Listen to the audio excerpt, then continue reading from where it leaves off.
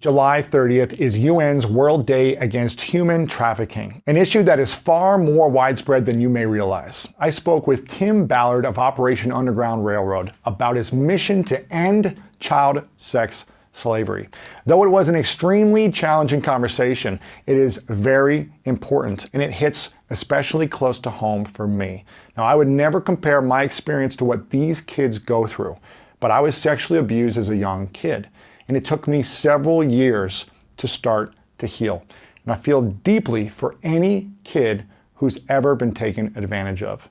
Now, some of you might find this information disturbing, but hearing this can make such a difference. I think you gotta have a dream. The School of Greatness. Really? Yeah. Please welcome Lewis Howes. Welcome back, everyone, to the School of Greatness. Super pumped today for my guest, Tim Ballard, in the house. My man. Good to see you, brother. Thanks for having me, man. So grateful you're here. I first learned about you, I think, about a year ago. Someone was telling me about you, but then I really learned about you when Tony Robbins' 60th birthday party, where I watched the videos, got to hear you speak, and got to see the work you do with Operation Underground Railroad. And it's amazing what you have done. It's amazing what your organization have done. Thank you. In really helping end childhood sex trafficking. Yeah. And I'm curious if you can help educate my audience who maybe has no clue about this. Like, I didn't have a clue about this. Yeah. What is sex trafficking in terms of the U.S.? Is it actually happening? And what is it in terms of international? What is the problem at hand right now? Yeah, so this is not a peripheral issue. Most people want to believe it is. This is the fastest growing criminal enterprise in the world. Really? It's more than drugs, more than... It's the fastest growing, really. It's rivaling drugs right now. Because you can sell it's the fastest growing, gotcha. Fastest growing. But in terms of numbers, it's actually getting up to drug trafficking. And the reason is you can sell a bag of cocaine one time. But you can sell a child, oh my gosh, 10, 20 times in a 24-hour period. So it's very lucrative. And it's enormous. It's a huge business. Now So it's a renewable product. I mean, exactly. You can recycle the product. That's right. I don't want to say it like that term, but that's how they see it. So yeah. Wow. So you really start with the bigger issue there is modern day slavery. That's what this is. People not controlling their persons, right? Their own body, their own lives. And there's about 30 million estimated slaves in the world today, and about 10 million of those are children. And then they're sold for different things. About 2 million children are forced into commercial sex trade. The rest are slave labor or even organ harvesting. Really? And so we work So how many in the category of sex slavery? How many? They estimate there's 2 million. This is State Department, UN, 2 million children. But my experience tells me, because we're in 26 countries, we're undercover, we've been everywhere. And if you're in slave labor, it's just a matter of time before they use you for sex as well. Wow. It's interchangeable. I mean, slavery. It's how can we make money from a person? Yeah. Once you own someone, you think you own them like a product, an object. You'll do whatever you want with them, right? Wow. So, how is this even? I mean, are there slaves in the U.S. right now, or is it mostly international? So it's a great question. So when people ask me about the U.S., because most people in the U.S. would rather just say it's happening far, far away, and I'm going to just go like that. I'm not going to listen to this. And the truth is, we are the number one demand. I'll start with that. In terms of we buy the product States. the most. Yes, we are the number one consumers of child exploitation material. We're just not doing it in the U.S. Well, we are. So I'll get there. Yeah. So we are the number one consumer, which means we are the market. So yeah, we are the sex tourists that my group and law enforcement are targeting and catching overseas, hurting kids. But recently, what would you say? 80% is U.S. consumption, or is it? It depends. Like in the markets, like south of the border in Latin America, yeah. Wow. Yeah. But in Asia, it's maybe with like half and half us, and then like the locals.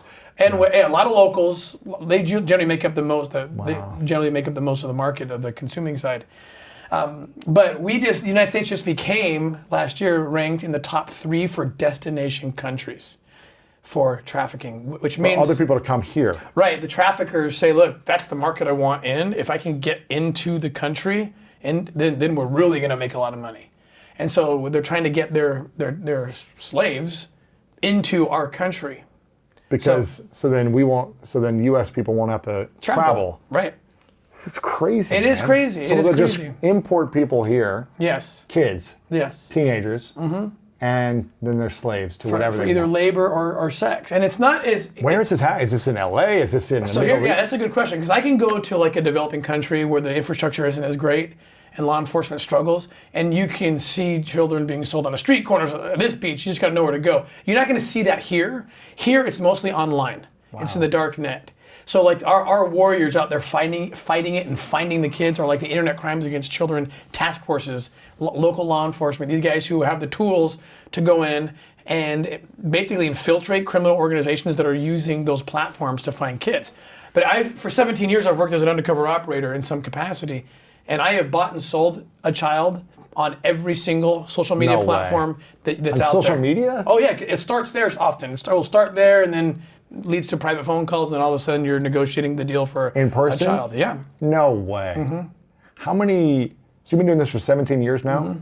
How did you originally get into this? I've heard this story, but I want my audience to hear how you even knew this was a thing and decided to go all in on this. So I started in the CIA, and I had prepared my entire life to fight terrorism, even before 9/11. I was studying. That's what I was studying. In fact, I graduated from grad school with a degree, a very unique degree in terrorism. Really? In 2001. Wow. So the floodgates opened for us to go work wherever we wanted. I chose the CIA, and I was working at the terrorism desk there. And you were going into terrorism before 9/11. Yes, you already. Didn't know it was going to be such a big thing. It was like, oh my gosh, here we go. And then one of the terrorists, people will remember this name, Mohammed Al-Tah, who came across the border. He was staging in Mexico, and he crossed the border and went up and launched those attacks on the Twin Towers. And I was at CIA during 9/11. And I was like, I want to be on that border. I speak Spanish. I want to be on that border to fight terrorism and protect the country from that position. So in the wake of 9/11, the creation of Homeland Security. So I was one of the first to jump ship, and I jumped over into Homeland Security. I became a special agent, undercover operator, thinking I was going to be doing terrorism work. Where were you stationed then? I was at the Calexico, California port of entry. Right. So near Tijuana or near? It's about 100 miles east inland of Tijuana. Yeah, gotcha. From San Diego, wow. right on that border. Where a lot of there. people come in because it's probably less of a big city. Yes, yeah. exactly. There's 3 ports of entries there. It's very busy. Wow. And lots of criminal activity crossing that border. Drugs. Yeah. People. Yeah. Yeah. So we were finding tunnels, and it was. Really? I mean, my office was right on the border at the port of entry. I was loving life, but for 6 months I'm doing this. Then they called me in and they said, "Hey, we feel it's time to start a child trafficking unit." I said, "What is that?" I mean, like the rest of the world, like child trafficking. You could Google child trafficking in 2001, and nothing would come up. Like no one was talking about it. So even I was like, I don't even know what that is. I don't think I want to do that. Yeah. Like that is. I went home and told my wife. She's like, "No way." We were just starting a family, had a couple of kids. She's like, "You can't bring that darkness into our. I don't want to know what people are doing to kids, you know." Yeah. And how old are you at this time? I was probably like 25, 26, yeah. And so I had to go tell my boss, no, I'm not going to do it. And I was really scared to do it because this guy was intimidating to me. Big, he was 6'4", big white hook mustache, wore boots to work, one of those guys. His whole life on the border. And I was not, I didn't want to tell him no. But I'm practicing my speech literally in the mirror, right? Like, okay, how am I going to say this? And my wife walks in to the bathroom and she's crying, and she does not get very emotional usually. And I said, "What's wrong?" She's like, "I didn't sleep at all last night." She said, "For the same reason I thought we had to say no to this because we have children, that is the reason we need to say yes. Because we understand what a childhood is supposed to be. And if it's true, and we weren't even convinced yet, but if it's true that millions are being trafficked this way, how can we allow it to happen and do nothing, right?" So then I said yes. And I entered it, and it was about... So you're already practicing your speech, and then you decided, okay, I'm going to commit to this. And the speech became one word. Yes. Yes. I'm in, yeah. I'll do it. And he put me to work right away, and dude, it was like 1,000 times worse than I could have imagined. Like right away, it was just like... When was the moment where you saw something that just said, I'm taking this on as a life mission, not just as a part of my job, but... It was the first time I saw a child that was from the videos, when I was like, this is it. I had to make a decision at that point. So what had happened was we got intel, an American man was kidnapping children in Mexico, smuggling them into the United States. And in San Bernardino, you can look at this case up. His name's Earl Buchanan. You can look it up. You can Google, learn all about the case. He had a compound up in San Bernardino where he was taking the kids and he was filming his sex acts with these kids. having sex with them Yes, and filming and it. filming it. And then what, selling it online or? Keeping it for himself, sharing with people. Gosh. And so this guy's coming across the border, and we're on the scene, and we get the kid out, this 5-year-old boy. And it was the moment that he ran. 5-year-old boy. 5-year-old boy. Gosh. And I recognized him from the video. No way. And I was like, oh my gosh, I've never seen one of the kids from the video. And I'm like, I didn't know, I had a physiological reaction. Like, I didn't know if I could handle this. And then the kid kind of inherently knew we were the good guys, right? So he runs to us and jumps in my arms. No way. And he's like, he's holding me and he's shaking. And I'm just like, oh my gosh, does he speak English? Does he speak Spanish? Maybe both, I don't know. And he spoke perfect English, which was haunting to me because the only reason he did was because he had been with this guy, as it turned out, since he was taken as an infant. Oh my gosh. And he said to me, like no 5-year-old should ever have to say to anyone, he said, I don't belong here. And the pain was so severe for me because I could immediately multiply that statement by millions of kids. And that was it. And then that led to raiding the compound, and we found 11 other kids. No. Yeah. How old range? About from 6 to 12. Wow. So that was my point of like, I had to make a decision. I went home after that operation. So the first operation. That was the first time I'd done a lot of cases where Research, we did the receiving end. So we did like the search warrants and arrests of pedophiles who were receiving child rape videos. But they didn't have kids there. Right. This was the first time I saw one of the kids from the video, and it like changed my life. But the change was either going to be I'm quitting forever or I'm all in, because you can't. It's too much to go one or the other. You can't go middle ground on this, right? And I went home that night after 2 or 3 days. Actually, I went home to my wife. She didn't really know what was going on. I walked in the house, and then I see my kids, right? Now, and they're playing and having fun. And this kid was literally 12 miles away. I live 12 miles from the border. This was happening to this child, and the whole dichotomy of the whole, how can we be in the same community and hell here and almost paradise here for these children who have I lost my mind. Like I couldn't handle it. I saw my children being hurt. I went to like a mental, and I literally fell down. Like my knees collapsed. I fell down, and my wife thought I was having a heart attack or something. She runs over to me. She's like, "What's wrong? What's wrong?" I'm like, "I'm out. I'm out or I'm in. Like I can't. This is so bad." And it was my wife again who said, she got me calm and she said, "Look, it's hard. I know the pain. You're clearly suffering something, but how does that compare to what that child suffered?" Oh my gosh. And I was like, "No, you're right. That's it." Yeah, you're not experiencing it. Yeah, I'm like, I felt guilty. Like, how stupid. I'm up on my knee. I jumped up, and I'm like, I'm in 100%. But the thing that happened, and call this luck, providence, whatever, to me was special, is the little boy had a necklace. That little boy, the 5-year-old, and his sister had given him the necklace when they were separated by Buchanan. Yeah. Okay, and it was a little dog tag. And he gave it to me. He knew I had to go find his sister now. Oh no. Yeah, and we did. We got her. We got her out. Oh my But he gosh. gave me the necklace, and I tried to give it back. He's like, "No, it's yours. It's yours." This is when he was hugging me, and I'm like, "Okay." I put it in my pocket. Didn't think much of it, but later one of my children found it and said, "Would you get this?" I'm like, How do I tell this story to my kid? And I tell my kid what I can, and he says, "Isn't it cool that little kid put your name in the necklace, Dad?" I said, "What are you talking about? My name's not on the necklace." Like, yeah, your name's right here. And sure enough, I flip it around, and that little necklace had a scripture from the Bible on it, from the book of 1 Timothy. Oh my goodness. So that was like, to me, I was already feeling like, what am I going to do? Am I going to quit? Am I going to go full in? That necklace, it was like, it was like that little boy, whether he knew it or not, just gave me a commission. And that necklace, I wore that for every operation I did from that point on, and it was kind of like my symbol, like I'm in now. So. Wow. And so you started here locally in the U.S. Yes. And then you started going to different countries. Right. And you started going to South America Right. originally, right? Right, because what happened in 2006, the U.S. passed a law called the Adam Walsh Child Protect Act. And what it did was it changed my life. People didn't realize, for us agents, how it did that, but it changed the statutory requirements for sex. We had these sex traveler statutes that said you can't travel to have sex with a child, but you had to prove that the perpetrator had the intent in his heart and in his mind while standing on U.S. soil before he left, which meant before 2006, we had 0 prosecutions. So the Adam Walsh Protect Act said no more You don't have to prove he was thinking about it on U.S. soil. All you have to prove now is that he left and he committed the act. Really? And now we will hold him accountable as if he committed it on our soil. Really? So it's this revolutionary law. So now if you go to another country and pay to have sex with a child, or don't pay and you have sex with a child, Yeah. you can still go to jail here. And there's That's no double amazing. jeopardy, by the way. You can serve 10 years in Mexico and then 20 more years in the U.S. Wow. Yeah. What is the law, I guess, around sex, having sex with a minor or paying for sex? Are they different laws, or how does that work?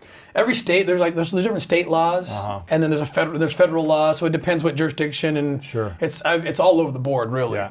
And then internationally, same thing. It's kind of all over, which is Gotcha. great to have the safety net in case like the guy only gets 2 years and in some foreign country. We're like, well, we got you when you get back, Right. And we'll treat you differently. So how much is this happening now in the U.S.? it's in your mind? it's constant. Really? It's constant. Yeah, we can't keep up with the demand. Half our operations are domestically. People don't realize that. They think we're only foreign, but we support operations here. We provide canine units that sniff out digital media. You saw some of that at Tony's party, maybe the video. How do they sniff out digital media? They're trained just like a drug dog, but they're trained to sniff out like little thumb drives. Because what happens is perpetrators, pedophiles, They hide it this They small. hide it, and this is the evidence. I mean, we'll find a child in here that can lead us to where that child actually No is. way. But these guys are hiding it because they know the cops could come any day. So they hide it in the carpets, they hide it in the floorboards or whatever, and the human being will never find it. Well, we have dogs that run to it because they're just trained to sniff out the metallic, whatever it is. Nuts. Yeah, and we nail these guys. So we've deployed a couple dozen of these dogs, right? And I love it because there's these beautiful animals, and we chart their rescues. Like the Cinnamon Bark is one of our dogs, and and doTERRA is an essential oil company actually paid for it. Wow. And they say you can name it. We're gonna name it Cinnamon Bark. That's one of their products, So It's amazing. so Cinnamon Bark's one. We have Spike. And they literally have like Spike has saved 10 kids. Cinnamon Bark has That's saved. crazy, It's the man. cool. And you look at these dogs, you're like, I just love you. Oh It's my just gosh. amazing, So Wow. So how much longer were you with as a special agent before you left to go start your own foundation? So what happened was after that law passed, they put together a group and they basically said, okay, guys, and let's enforce this. Go out and find Americans. Who are doing this? Yeah, and they put me on the team and sent me to undercover school and said, now go pretend to be a pedophile or a Wait, trafficker. what's cover school? Undercover school. Or what is that like? Dude, it was insane Tell me. because they sent me to undercover school to teach me how to be a pedophile. No way. How to think like one, how to get, that's what I How to talk like it, how to... Right, how to get in. And I get there, and they bring me into a room. It's like a studio, kind of like this, right? There's a two-way mirror, and they're going to assess me. Because in the end, it's interesting. They said to us, "We can't train any of you guys to be undercover operators. You're just here so we can determine if you are one." It's because it's very unique. It's like an acting, and you got to be able to, it's tough, So it's an assessment, right? And they have this undercover operator who's like the instructor, but he's like one of the top guys in the U.S. government. He's playing the role of a general smuggler. And so people are coming in, candidates like me are coming in one by one to be tested, and they give everybody a different legend. Like, okay, you're a drug smuggler, you're a terrorist, and you've got to get this guy to commit To believe in you. Yeah. And so I get my turn. He doesn't know what's coming, right? And I sit down with him like this, and I start. I'm just tripping all over myself. There's cameras everywhere. I'm like, I suck at this. Like, it's horrible. And I've got to bring up kids now. Like, Oh, man. So I eventually bring it up, and the guy's just like, and he says the words "out of roll," which means a cut. And he looks at the guys in the two-way, and he says, "What are you doing?" He says, "Are you punking me? Like, I have a daughter who's a year old. I'm not gonna play." And he left. I'm like, "What's going on?" So the instructor comes in. He's like, "Tim, bottom line, like, look, we're in new waters right now, man. Like, we gotta chart this course." So I felt very much alone. So actually, what I did was, because there was no there was no curriculum yet. You were creating it. We were creating it, and I actually started reading every book on the last time that I could read. We knew that slavery existed. So I'm reading about, that's how Harriet Tubman became my hero. I'm reading her book, her story, Frederick Douglass, Harry Beecher, all the abolitionists. Really? And it wasn't a casual decision to call our foundation eventually when I got there, Operation Underground Railroad, because we used the tactics that they used. They were undercover operators. They were how they used the media, how they used the politicians. It was like these were masterminds. They figured it out, and it's like they're now our inspiration. So Wow. we built the curriculum largely off of those stories. Yeah. So at first they were like, no, you're really bad. But then they're like, okay, you got to figure it out because we don't have a curriculum. Yeah, I eventually figured it out, and then they sent me overseas. And Where did you go? I speak Spanish, so they sent me mostly into Latin America. I worked in Guatemala and Mexico and Costa Rica and the Caribbean, Colombia. And the problem, there was an unintended consequence to all this. Because if I couldn't find the American in the time allowed by the budget that was given, like I had to come home. Like you got. So there would be intel. They would say, we need you to go to Costa Rica. We've got intel that there's these 3 guys that live there or that are coming there right now. They're selling girls, boys. They're buying them, whatever it may be. So you had the intel. You had to go there, find them, figure out where they lived. Exactly. What city they're in. Exactly. And then build rapport with them. That's right. So it wasn't like we're going to go break down the house and come in. We're actually going to become friends with them. Oh yeah. No way. It's. What was this like your first time man? meeting, Stomach churning. meeting this? I'm sitting toe to toe with these guys, right? And they'll pull out a cell phone, and they'll be like, okay, "Here's who we got. No, we got of 5-year-olds, we got 10-year-olds, we got." And I'm looking at the pictures. I'm like, and I've got to pretend. You have to act like you want them. Like, dude, she is. It's horrible. Like I'm doing it. Like up here, I'm smiling, and my stomach is just like churning. I want to reach across the desk and just destroy this guy. But if I do that, we'll never find the kids. So it's a mental game that like will crush you if you're not like constantly preparing and constantly. Wow. How do you manage energy and body language when you know that in your gut you're against this, but you have to in your mind like trick this person? How do they not get fooled? How do you master persuading them when you're against it? It's just practice and practice. First, they send you as a secondary operator, so you kind of watch, and you're kind of just playing the role of someone who's kind of watching, and then eventually you get to primary, which I got to eventually, and then it's so it's just practice and like it's interesting. I can't really answer that because even the instructors, like I said, they would say we can't teach you how to do this. Either we're just here to tell you if you have it or not. Wow. And so that's what happened. Do you ever feel like because you have to get into that mindset of a pedophile and of someone who's selling or buying kids that it might ever trick your mind into actually becoming that? Has that ever crossed your mind where like how do you keep your mind powerful and strong against those thoughts? The answer no, because once you see it, a decent mind, I wouldn't even burden you with what it is. Yeah. Because you see what this is, the kind of exploitation and the videos that are made of children. You so would horrible. never be able in your mind, and so it's a punch to your stomach, and it gets worse every time. No way. It gets worse every time. And I mean, if anything, it makes you less interested in any kind of sex. Yeah. Like, I mean, I'm kind of opening up here, but like, in the middle of a case, like, I come home, I'm like, I need to be alone for. Yeah, I can't even like my poor wife. It's like, don't you not love me? Or I'm like, no, hon, I can't even, You're really, emotionally like broken. Yes, you're just broken. I mean, it breaks you. You have to like detox. I mean, it's horrifying, So what was this like in Costa Rica with this first time then for you? I think you said it was Costa Rica, right? Or maybe I was making that up. But what was that first time for you? Yeah. So one of the probably the most interesting case that I worked, where it kind of this was the unintended consequence the U.S. government didn't expect or I didn't expect is. So I make myself the bait, right? And I'm in deep with these guys. I'm their friend. They trust me. We could be weeks or maybe a month or so away from getting the kids and getting to that point. But if I don't find the nexus, the legal nexus, the connection back to the U.S. government, it's come home. But it's like, but if I come home, this whole thing goes belly up. And so that was the thing I would fight until it pushed me too far to the point I was like, then I quit. And it was a case in Colombia and a case in Haiti. Both I was doing it at the same time. And I went too far. I went further than I was supposed to go anyway, but I got really deep. And they said, we're the Americans, Tim. Like, we can't sustain this. Washington's going to shut this down anyway. Like, it was no one's fault. It's just there's no jurisdiction. Unless there's Americans doing it. Right. You can't go to someone in Colombia. If they're doing it, you can't do anything. Right. Because it's only U.S. The only jurisdiction I have is a U.S. court. So I've got to find a U.S. person. Who's buying A kids. child or a perpetrator who's the United States. Got it. And so on that Colombia case, we had hit like a gold mine of like I can't call it that, but we had hit like the mother lode, of bad guys. And how many kids did they have? it was over 100 kids. Wow. It was going to be over 100 kids. And I don't blame my boss at all. He did what he had to do. He's like, you gotta come home. Because there were no Americans involved. You can't. There's nothing I can do. He did everything he could to keep it and push it, make it happen. But there came a point where you just couldn't do it, and that's when I had to make a decision. And I called my wife and I said, what do I do? And she's like, my wife, she's like just very stable and very inspired, I'll say. And she just said, well, it's obvious what you do. Do you think you can save kids? I said, I'm very confident we'll save over 100 kids. She's like, then you quit your job. That's it. We'll worry about, you do the right thing first and you wait, always do the right, how can you live with yourself? And then she said, how can I live with myself?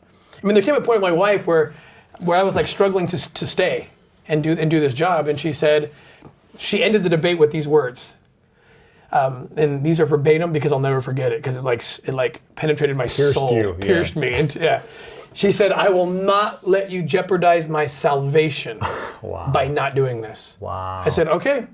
And so if anyone needs to end a debate with your loved one, that line works. It's a powerful line. Wow. So so that was it, and I was like, okay, if that's how you feel, then I'm in, and we quit and started. You're not making millions of dollars. You're making a government salary job. Oh yeah, I have no savings. Yeah. I have 6 kids at the time. Okay. How old are you? I'm probably now late 30s. Yeah.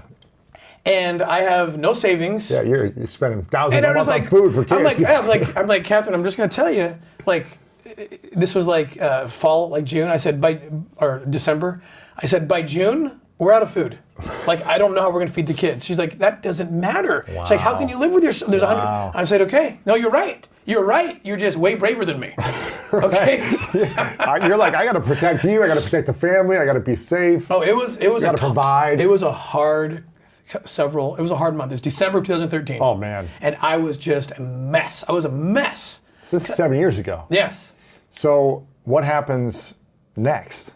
Do you go, was that the first thing, you quit the job and then you go back to Colombia? Yes. And you assemble the Marvel cast of Crusaders to come with you? Yeah. And I have just enough money to do those 2 up. And there's one. So you're funding it yourself? Yes, yeah. So I'm calling a lawyer. You gotta buy guns, you gotta buy whatever materials, we gotta buy everything we need to get. Yeah, and I'm calling a lawyer. I'm like, how do I make a nonprofit? I guess that's the best way to do this. I had no idea what I was doing. Right? We'll set you up.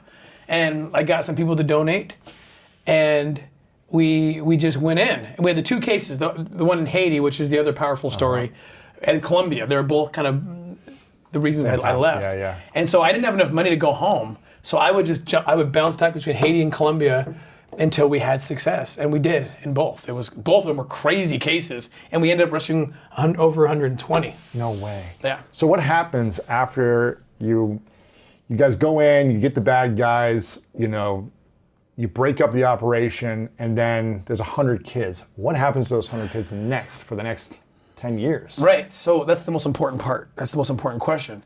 And then that's the question we ask first before we'll engage with law enforcement partners. First of all, we always work with law enforcement. We're not rogue. Local government. The local government law enforcement. We say, here's our services. In this case, it was easy because as an agent, I was already working with them. I had to leave, and then I said, I'm back. Yeah. I lost my badge and my life, maybe, but I'm back. Yeah. But I brought the resources and a coalition of the willing, former law enforcement folks who were willing to just jump on in this operation. Yeah. And we said we can't do anything until we know what happens to the kids. And so what we do is we have an aftercare department, which is our most important department, which partners with the local non-government organizations that are aftercare centers, and they exist in every country. And so we partner with them, and we say, look, we could rescue up to this many kids. How many could you take? And take means raise. Yeah. Because you don't know fund, house, feed, until they go to university, because it's so many times, more than half the time I'd say, there's not a family waiting for them with open arms. There is no family, which is how they got taken in the first place, or the family's part of the problem. Because they're getting paid. They're getting the money. Yeah. And so we set up with those partnerships so that when the kids are rescued, we know exactly. In fact, the aftercare partners are with us when the raid happens, and they are right to the kids. You're safe. You're not bad guys, because the kids think, am I getting arrested or what's going on? So we set it up to where the aftercare team is immediately on the ground, and the healing process begins. And they'll either get potentially adopted by another family, or they'll be in a facility, a home, or some type of facility. That's exactly right.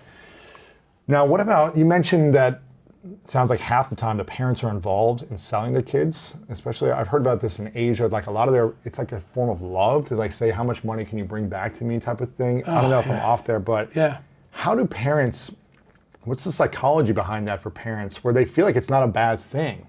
I've heard of this sometimes, some cases. It's like part of the culture, I guess. Now, how do you, as a parent, how could you do that? Like, how do you get to that point? So you're exactly right how you're describing it. That is how it is. And it's something I cannot comprehend. It's almost like they're so desperate for means, so for money. poor. They're so poor. And they're just like, well, I think they just have to compartmentalize and just kind of normalize sexual activity, even if it's your 12-year-old daughter. Like, you just got to, this is what we have to do, you know? Oftentimes it's cyclical, it's generational. Yeah. So it's like, that's what I had to do, so that's what you have to do. And we've got to break it. And that's been part of the problem, because when it's culturally accepted, sometimes the laws reflect that as well. And so there's a lot of countries where we've gone in and helped them establish their laws where they didn't exist before. And oftentimes, I'd say the majority of the first cases we do, the first investigations we do in a given country, is their first investigation into this as well. So we provide the tools. We build digital forensic laboratories, for example. We built one in Southeast Asia that services 4 or 5 countries there, and give them the tools they've never had before to go into the dark net, to go and find where, track IPs, where child pornography is being distributed. Yeah, it's a nutty thing. So, is U.S. the biggest consumers of sex trafficking then? We're the biggest consumers of child exploitation material. So, pornography. Yeah, child pornography. Sex pornography. Yep, we're the biggest consumers in the world. And one of the biggest producers as well of it. Really? Yeah, so we are the demand. Oh my gosh. This is why we have success overseas. Why are we so messed up?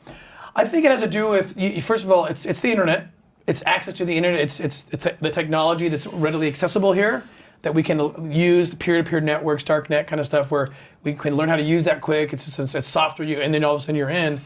And so it takes a degree of technology, and then we have a large population with lots of technology. I don't think per capita it's like a whole lot worse here. Yeah. It's just that we have the numbers and the technology, and that together creates... It's easier access. It's easier access, yeah. So people become sex addicts easier in this country in mass than in other countries. There's sex addicts all over the world. We just have easier access to exploiting that thing. And we have 300 million people that all have that access. So that creates a lot of demand in this country. How easy is it to watch I've never seen child pornography. I don't even know how easy that would be. How easy, if I wanted to go on the internet right now. Way too easy. How long would it take for me? Is it 30 minutes? Is it less? 5 minutes? If you have some skill, like, it's not. Can you just type in child pornography? No, you're not going to Google it. No. Okay. And no one try that, by the way, because the cops they'll track you. Yeah.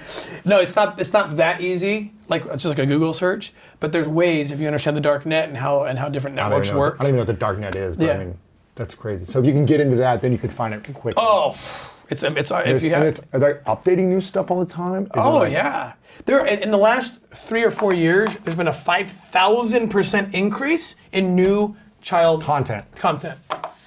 It's growing like mad. I mean, are they doing it because they're making money? Are people having to pay for it? Is it free? Like, how do they? Oh no, they make money. It's by selling it. They sell it. Yeah.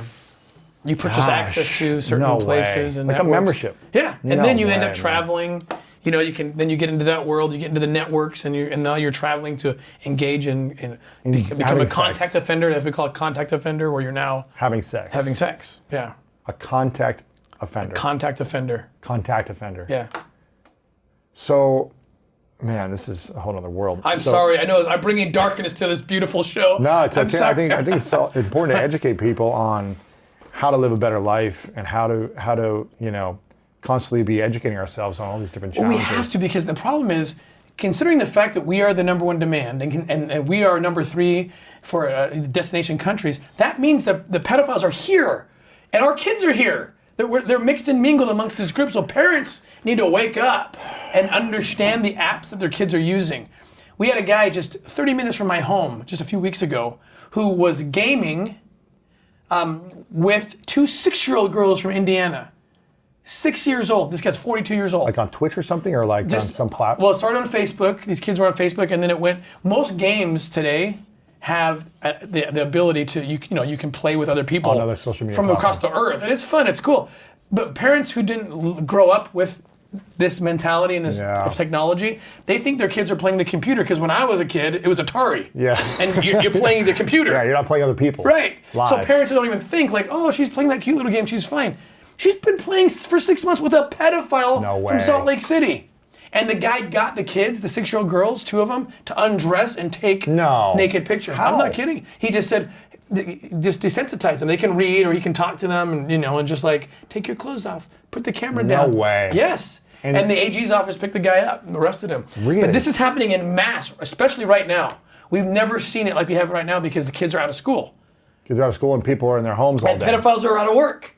And we can track their chatter on the dark net and they're communicating and they keep saying, it's harvest time, these kids are sitting ducks. No, they're not. Yeah. They're not saying this. They are. How many? 6 million, up to 6 million additional reports from the National Center for Missing Exploited Children than the same time last year. And we won't even know the ramifications. It'll take years before some of these victims come up because these guys the lines are out in the water right now. Oh my gosh. We take for granted the infrastructure of schools and after-school programs and sports programs. We take for granted how safe that makes our kids from these online predators because that's where they are. They're online. So it's easier to fish now, is what Oh you're saying. yeah, because the mom and dad are worried about their jobs. They're scavenging for food.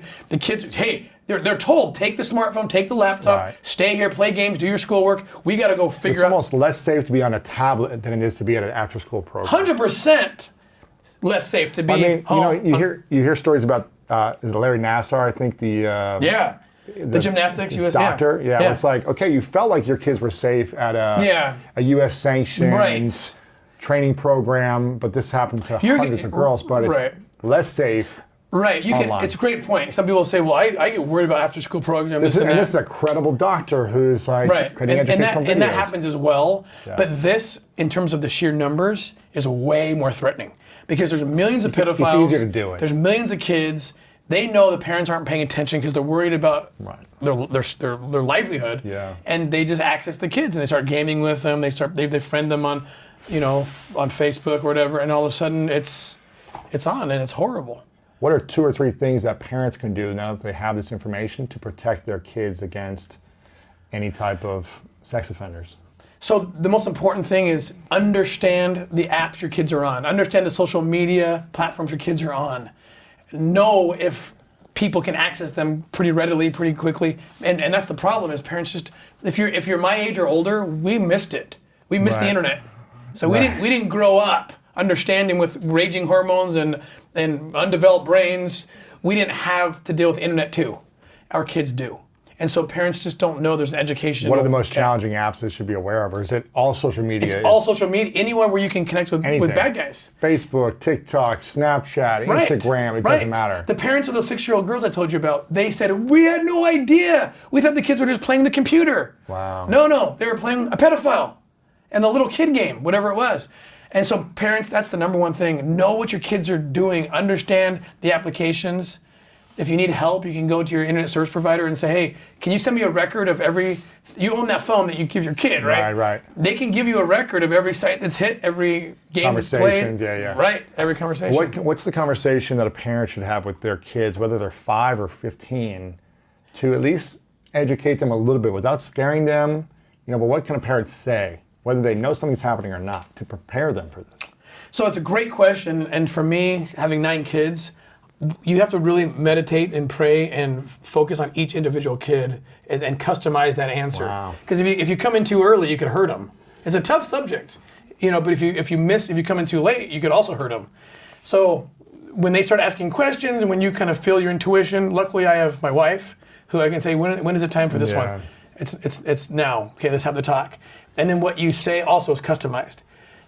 To what you think they're ready for, but you have to be in front of it. Whatever that answer is, that's the key. Is have a close relationship with your kid, be their friend and their parent, and connect with their soul, so that you can get that inspiration. Okay, now's the time, and here's what I'm going to tell you. Too often we say nothing because we don't want to talk about sex, and it opens that whole door, birds and the bees, and parents just ignore it. That's the worst thing you can do, because then someone else is going to teach them, and they're going to get hurt.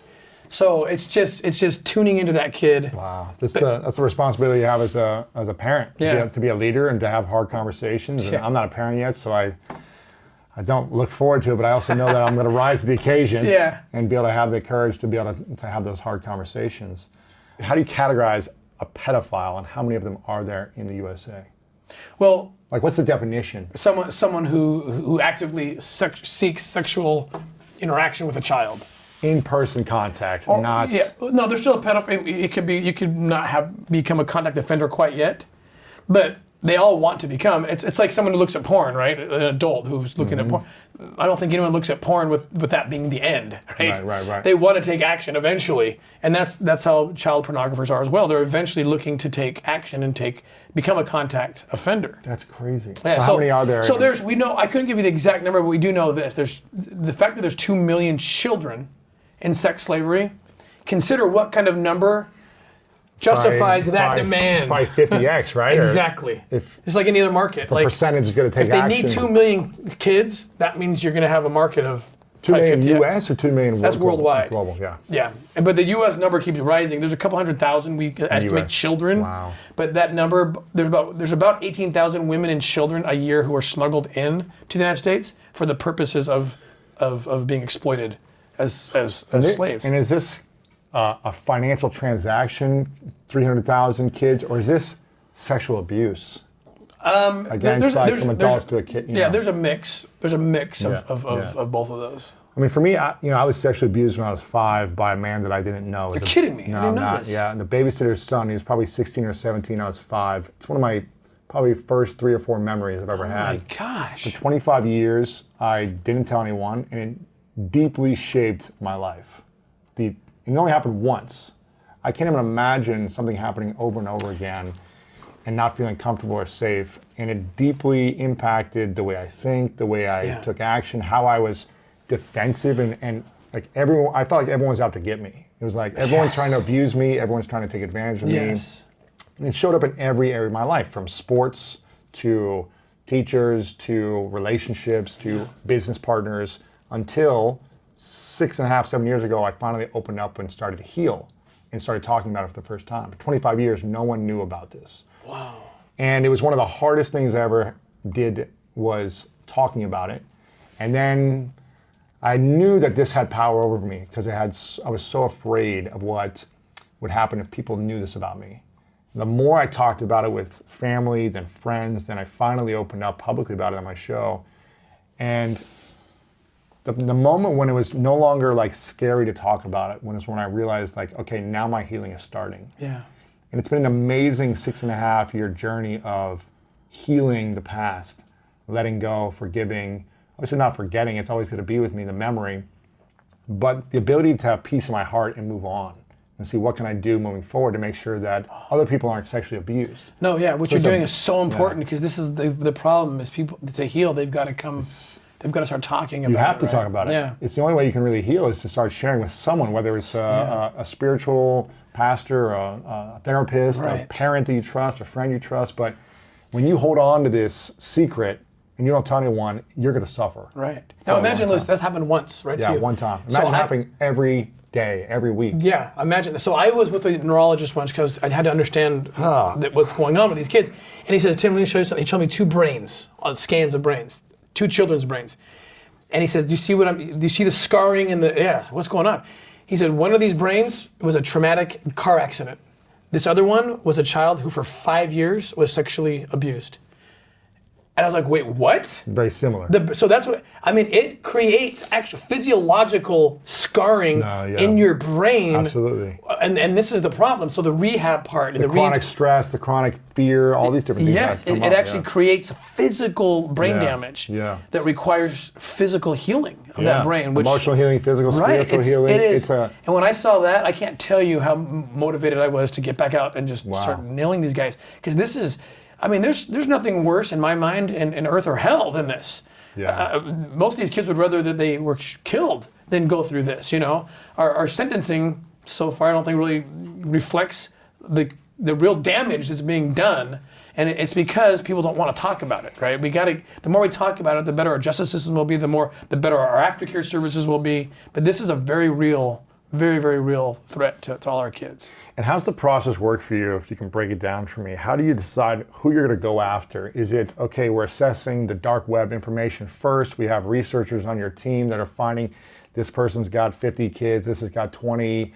You know, how do you guys assess like where you're to go make the hit? So when I first left the government, I had basically pending cases, right, that I couldn't work because they were outside my jurisdiction. So those first ones, like the one in Colombia and Haiti, those were easy. But then after that, it was like, now where do we find the next one? So it's funny, great question, because I'm like knocking on doors like, can I work? Can I help you guys? Yeah. Because those 2 hits were successful, so we got more donation dollars. So I'm like, oh, wow. And I had to actually convince people, like, you have a problem, we can help. We were turned down.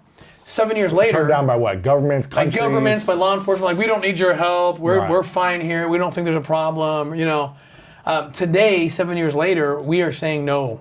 Like we can't keep up. Everybody's asking us, hey, so and so told us you did X, Y, and Z in their country. Can you help us with this piece? Can you help us with that? And so now what we have to do is we have to find the law enforcement units around the world. We're in 26 countries, the ones that can sustain our tools. So if we give them something and give them training, that it's a scalable solution they have, you know, so it's not just us doing the work and then leaving. So that's how we kind of judge it right now. We wish we could be everywhere, but we have to go to where they're most prepared to make the biggest difference, the biggest impact. Of course. So. And what are the top 3 countries right now that have the most cases and the biggest problem?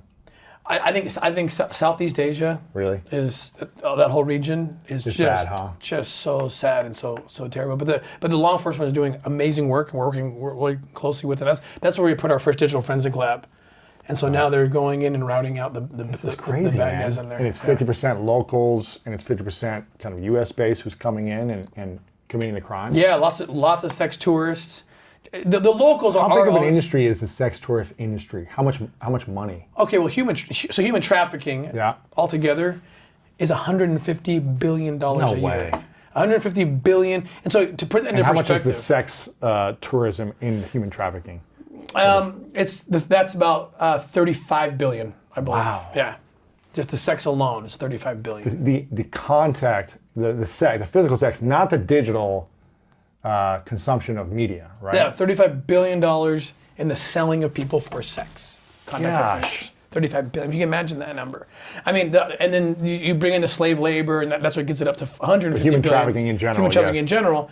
And to give some perspective, because that number is so big, with the amount of money made buying and selling people every year, you could buy every Starbucks franchise in the world, you could buy every NBA team, and still have enough money left over to send every U.S. child to college for 4 years.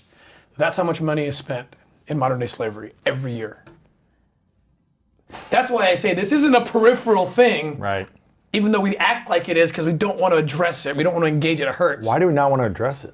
It hurts. You know, I know why, because I didn't want to address it. I tried to quit many times. Okay? Really? And my wife always turned me around and said, you can't, sweetie. Oh my gosh. You know, because here's what happens, and this is what happened to me, is you see children being hurt, and you can't help it. You superimpose your own children's faces on those children, and then you just can't bear it, right? You just can't handle it. I mean, I had to go to psychotherapy to not do that. Mandatory, they sent us every year to get checked out. Yeah. And I'd go every year and think, okay, this is my year that they're gonna boot me out because I know I'm crazy. And like, oh, you passed, Mr. Ballard, congratulations. What? Save me. Because I thought I was crazy. No, you're fine. Okay.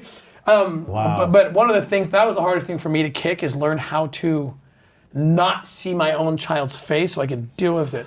Later on, about 15 years later into this, I changed my tune and I allowed myself to see my kids' faces, and that made all the difference, because all of a sudden now I'm pushing the envelope. You're more connected to it. Yeah, what happened was I came across a situation a few years back where we were going into a child trafficking center, and there was 28 little children that were being sold. Little meaning under 12? Oh, from 1 to 12. Gosh. For sex? For sex. And so I'm walking in there, they think I'm a customer, and I'm walking in and I see all these kids. Like a storefront? It was an orphanage front.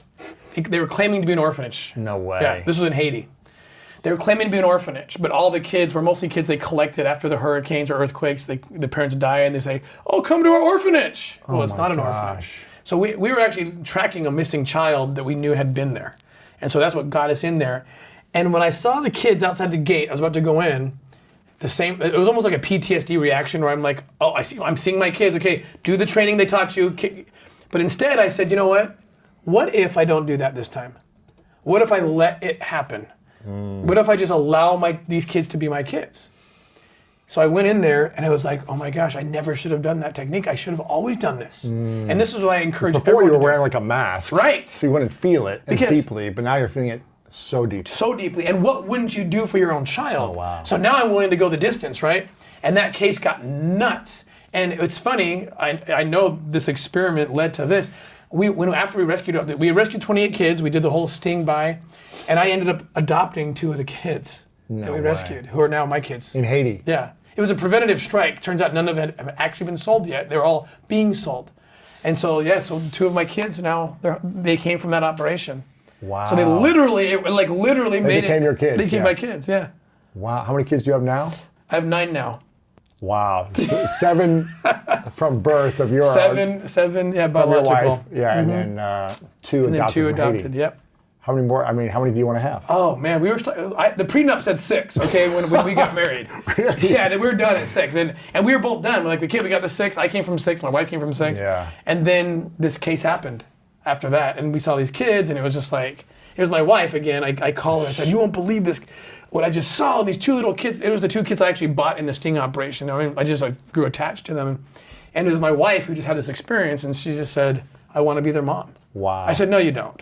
You can't do this. Like, we can't do this. I want to be their mom.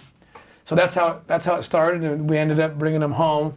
And then the 7th one came, defying all science. Somehow it happened. happened. So How much does it cost to buy a kid? I mean, to buy a kid, is it to buy them to own them? Is it to own buy them. them to have sex? What's the difference between? they do both. Okay, so generally, if crazy. you're going to take a kid, if you're going to use a kid for the weekend or something, you can probably double or triple the price of what the adult sex market would be. So whatever a prostitute, sex worker, whatever you want to call it, You can double or triple it. double for or a triple kid. for a child. For a night or for a weekend or whatever. For purchasing, it depends gosh. what the country. But those kids they sold me that became mine Yeah. were $15,000 each. But the work we do, $15,000 for a person's life. yeah, unbelievable. Just say here, it's yours. In the Middle East, where we're dealing with ISIS, and we're working, and this is where we're getting organ harvesting, and a pediatric heart is up to $250,000. So that's A kid's heart. A kid's heart.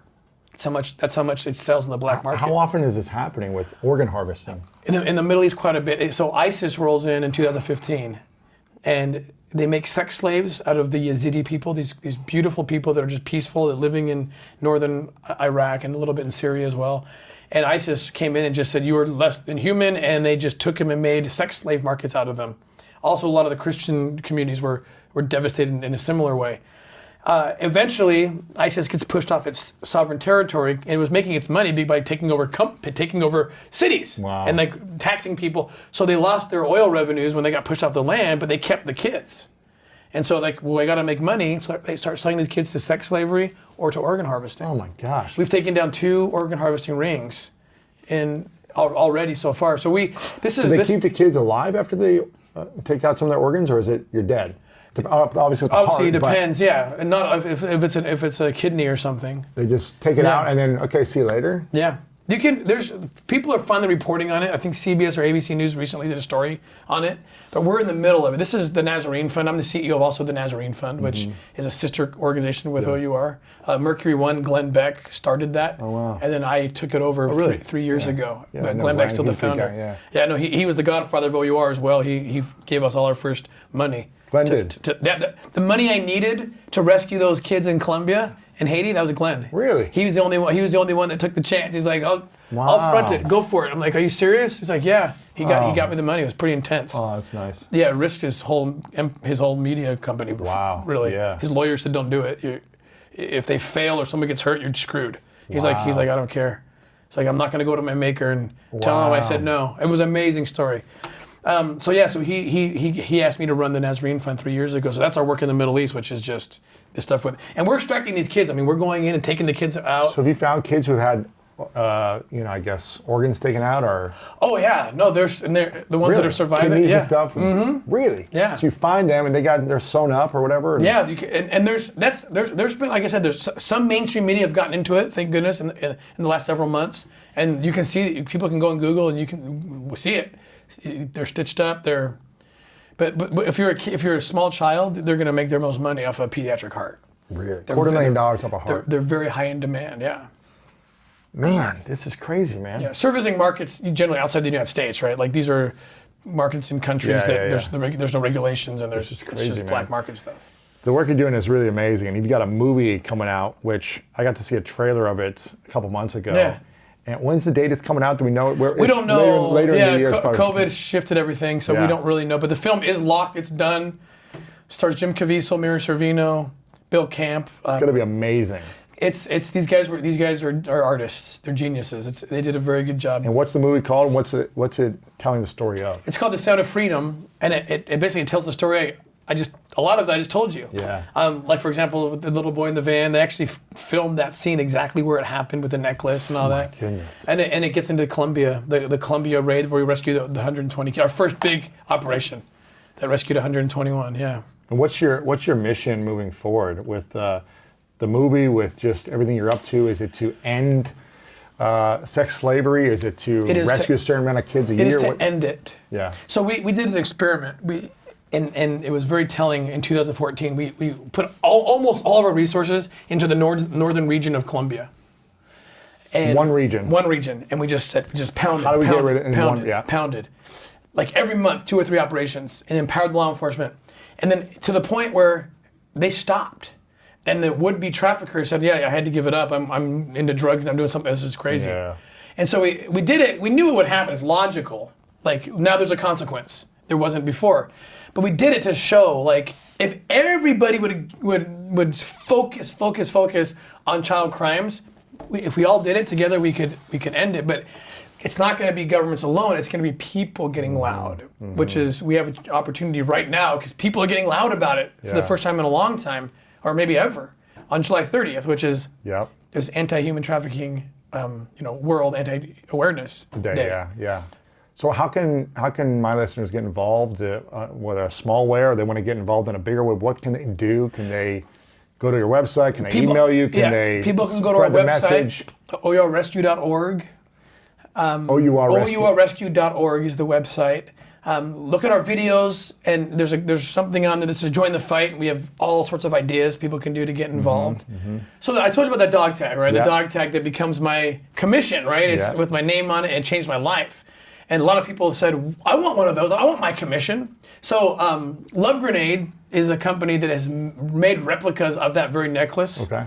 And people can get it, and that can become their commission, and they can wear it and remember the kids. And so there's a link here, I believe, on your We'll put it in the show notes. Yeah, for sure. People, and the money goes towards rescuing kids. People can also text help them to 51555, and we're giving specific instructions on how you can get involved in your city on July 30th. 60 cities have already committed to get loud in some way. They'll go to a park, obey the laws and the social distancing, but it's generally go to a park, and local leaders will show up and commit that we're going to do more for kids and make sure the kids in your community are protected.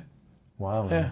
It's exciting. And if you want to be a part of helping spread the message, make sure to share this video out or share this audio out, and make sure to follow Tim. What are you on social media? Tim Ballard 89. Tim Ballard 89. Make sure to follow Tim. Make sure to tag him when you're sharing this out so he can follow up with you as well and stay connected. I know you do a lot of other stuff behind the scenes that I want to get into hopefully soon in Utah and be a part of learning about how you guys actually do this. We're bringing you up, man. We're going to put you into one of our training programs. Lock me in. So the movie, be aware. So if you go to the website, if you sign up, you follow you'll be able to watch the movie when it comes out. Absolutely. We'll keep you up to date on everything. Else. You've got a bunch of books to talk about this as well. If you want to dive down the rabbit hole, you can read the books. I got lots of content for you if you want to learn more. Exactly. But this is an amazing mission that you're on. For me, who's been, I wasn't sold, but I dealt with sexual abuse, and I know the trauma that it has and the years of unwiring that it takes to feel normal, to feel like the world isn't out to get you, to feel like your stress levels go down, to feel like I couldn't go to sleep at night. It took me hours to go to sleep every night until I was about 30. Oh my and then when I started to heal, I could finally sleep. Yeah. So I know what it does to the wiring of a human being with sexual abuse. That's right. I can't even imagine what it would do to someone who's being sold by their parent, not by their parent, over and over and over again for years. I couldn't even imagine how you would start to heal.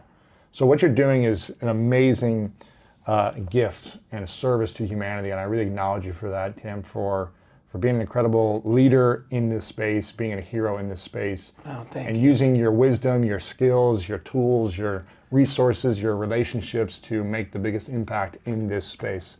And I want to be a support for as long as I can on this. This is a big part of me that I want to help out as well. I want to ask you a final few questions.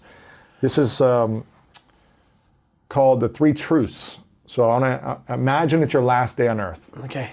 And you go somewhere else after your body dies, right? Okay, yeah. But you've accomplished every dream you could think of in your whole life, for your personal life, with your family, your kids, for your businesses, for your foundation. Anything you can imagine, it's come true. But for whatever reason, all of your work has to go with you. Your videos, movies, content, it's got to go with you to the next place. But you get to leave behind 3 lessons you know to be true. You get to write it down on a piece of paper, and this is all we would have to remember you by. These 3 lessons, or what I like to call 3 truths. What would you share with the world that are your 3 truths? I think the first truth, the most important truth, and this comes from years of trying to find light in my darkness. Because to work in this world is so dark, and it will destroy you. It will destroy you. I needed to find light. And so my advice to people would be, or you know, what I would share is, because we all have darkness. I don't care who you are. You don't need to be fighting trafficking, right? Darkness is everywhere. Yeah. So mine would be based on how to get light in your darkness. And the number one thing is serving other people. Service turns the lights on. Tony Robbins taught me this. I mean, I knew it just functionally, but until he put words to it in the research. I mean, when you serve people, something happens to your brain. Like there's a physiological, in my mind, it's God. I'm a faith guy, and when you serve people, your brain literally releases serotonin and endorphins and oxytocin. Yep.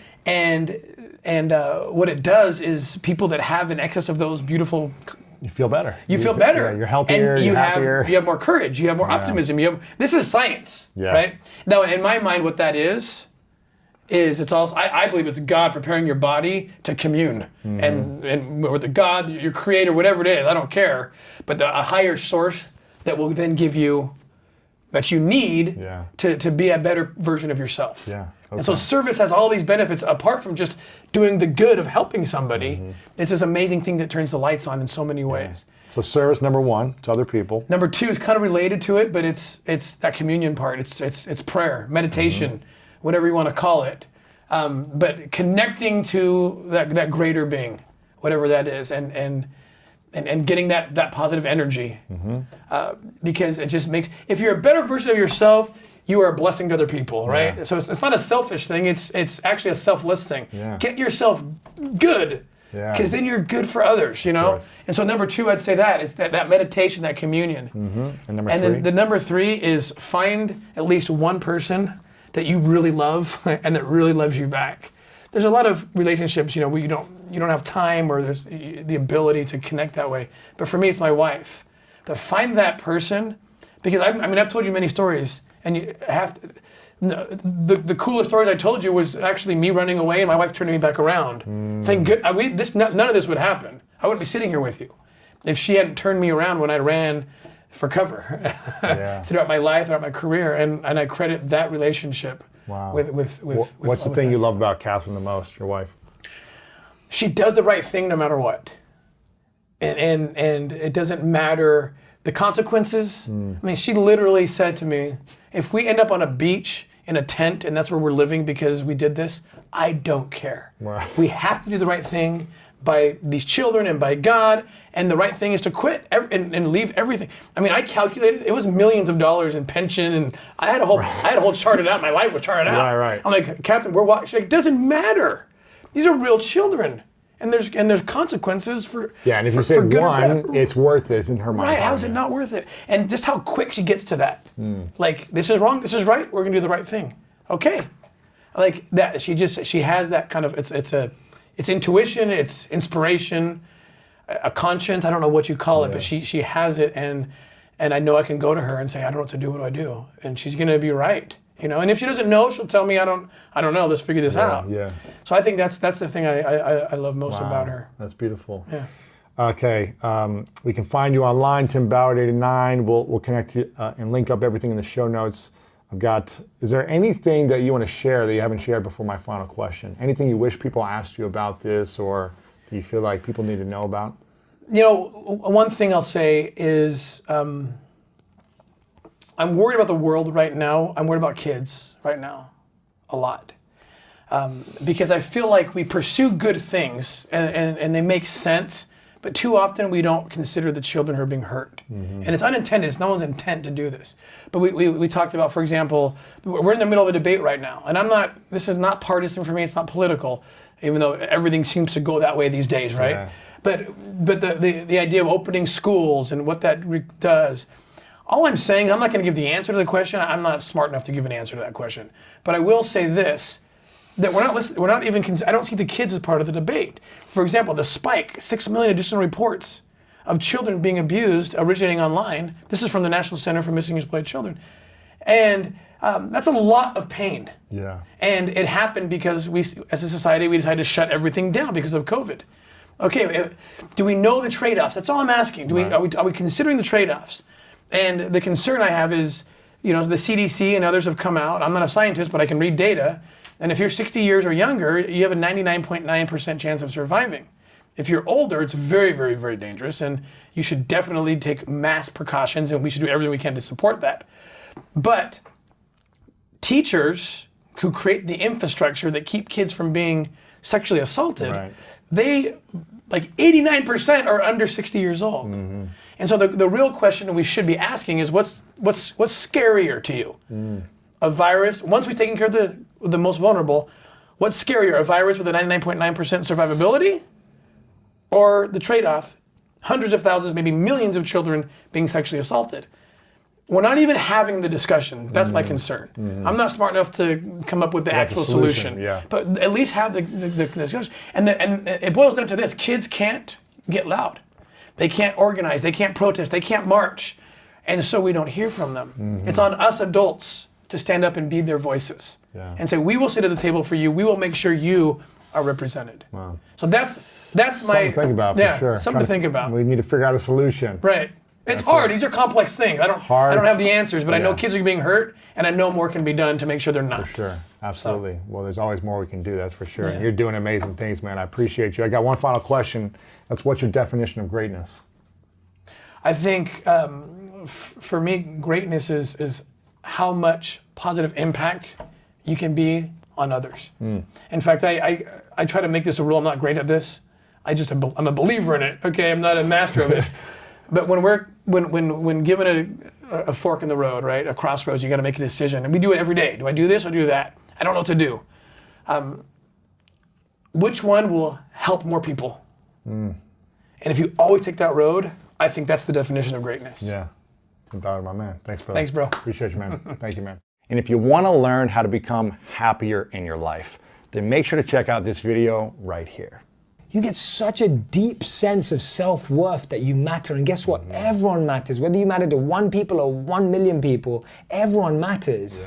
But if you see your impact on someone's life, you will feel such a deep sense of self-worth.